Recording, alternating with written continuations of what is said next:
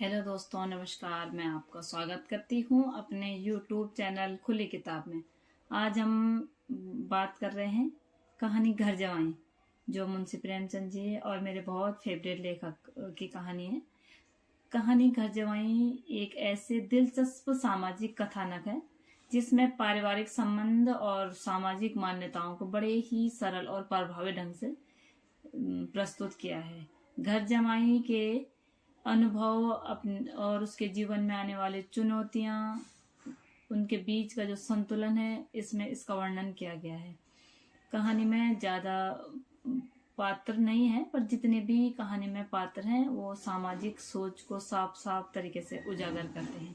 कहानी के जो मुख्य पात्र हैं वो हरिधन है, जो आर्थिक रूप से बहुत कमजोर होते हैं और ससुराल में रहने के लिए मजबूर हो जाते हैं।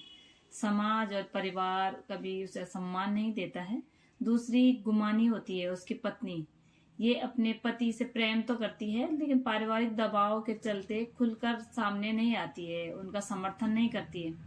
हरिधन के ससुर भी होते हैं जो आर्थिक रूप से बहुत सबल होते हैं, परंतु सोच उनकी बहुत संकीर्ण होती है। गाय की बराबरी वो अपने बेटों से नहीं करते हैं, क्योंकि इससे बेटों का रुतबा घटने लग जाता है और उसे नीचा दिखाने की हमेशा कोशिश की जाती है।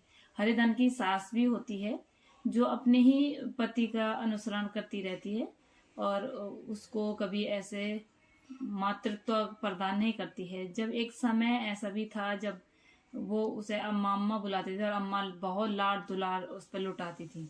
कहानी उत्तर प्रदेश के एक छोटे से गांव की होती है। हरिधन अपने माता पिता के साथ खुशी से रह रहा होता है, परंतु एक ऐसी अनहोनी होने वाली थी जिसकी उसको कोई खबर नहीं थी। एक दिन अचानक उसकी माँ की मृत्यु हो जाती है। हरिधन के ऊपर जैसे पहाड़ टूट गया हो। बाप का प्यार, लाड दुलार उसे माँ की याद नहीं छीन पा रहा था। माँ नहीं होती है तो बच्चों का स्रोत, जीवन का स्रोत सूखने लग जाता है। ऐसे ही हरिधन के लिए भी उसकी माँ ही सर्वस्व थी। माँ का वियोग हरिधन सह नहीं पा रहा था।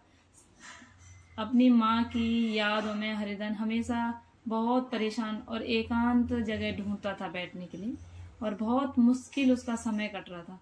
धीरे धीरे समय बीतता गया और पिता ने हरिधन की बची हुई खुशी को भी छीन ली।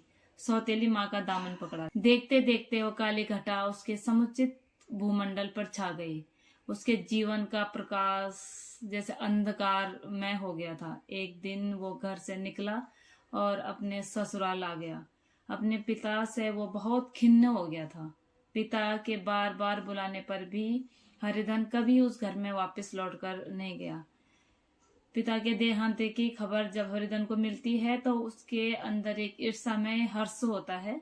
उसकी आंखों में एक आंसू की एक बूंद भी नहीं टपकती है। कहते हैं कि पिता के मरने से छत छिन जाती है। बस समझो हरिधन के साथ भी ऐसा ही हुआ है। ससुराल में ही रहता था और ससुराल में सारा काम काज, सारे घर की जिम्मेदारी हरिधन की थी। धीरे धीरे हरिधन ससुराल वालों के लिए व्यर्थ की वस्तु की तरह होने लग गया। जो हरिधन अपना जमीन जायदाद बेचकर एक दिन सास ससुर का लाडला और पत्नी सालों का बहुत प्रिय था, आज वो उस घर में एक तुच्छ वस्तु की समान हो गया था। उसकी जैसे कोई स्थिति ही नहीं थी उस घर में। वो बहुत दुखी हो गया, रोता तो किससे कहता। उसकी खुद की पत्नी भी उसे उस दृष्टि से नहीं देखती थी जैसे एक पत्नी को अपने पति को देखना चाहिए, उसके सम्मान के लिए दुनिया से लड़ जाना चाहिए। ऐसा उसके जीवन में ये सौभाग्य उसको प्राप्त ही नहीं था। शायद पुरुष इस बात से वाकिफ होता है कि घर जवाई की स्थिति ससुराल में क्या होगी, लेकिन स्त्री इस बात से वाकिफ नहीं होती है, ना होना ही नहीं चाहती है, क्योंकि वो अपने जीवन के एक सुखद भविष्य की कल्पना लेकर अपने ससुराल में आती है। होता दोनों के साथ बराबरी व्यवहार है। जैसे घर जवाई के साथ जो व्यवहार होता है वही घर की बहू के साथ भी होता है। बस दोनों के साथ समय के साथ बदलने लग जाता है। दोनों के साथ जो व्यवहार होता है, घर वालों की जो स्थिति होती है रहने की, खाने की, देखने की, बोलने की, वो समय के साथ बदलने लग जाती है। यही हरिधन के साथ भी होता है। हरिधन बहुत तंग हो जाता है और एक दिन वो इतना व्यथित हो जाता है कि लड़ पड़ता है अपने हक के लिए। लेकिन हक तो वहां उसका कुछ था ही नहीं, क्योंकि वो तो अपने ससुराल में रह रहा था। कहानी एक दिलचस्प मोड़ पे आती है। हरिधन जब ये बोलता है कि मैं अपने जमीन जायदाद बेचकर यहाँ अम्मा के चरणों में रख दिया था, तो अम्मा बोलती है कि इतने सालों से जो भरण पोषण हो रहा है उसका खर्चा कहाँ से आ रहा है। हरिधन ये बात सुनकर शायद जमीन में धंसने के बराबर हो जाता है और वो समझ नहीं पाता है कि इस स्थिति को मैंने किस तरीके से हैंडल करनी है। हरिधन बहुत दुखी हो जाता है और एक दिन के सालों के साथ एक दिन उसके बहस हो जाती है और उसका इतना अपमान होता है कि शायद उसका अब सहना बहुत मुश्किल हो जाता है। ये समाज इस तरीके का ही है जहाँ स्त्री समय के अनुसार समाज अपना निर्णय और अपना व्यवहार चेंज करता है, शायद स्त्री और पुरुष के हिसाब से निर्भर नहीं होता है।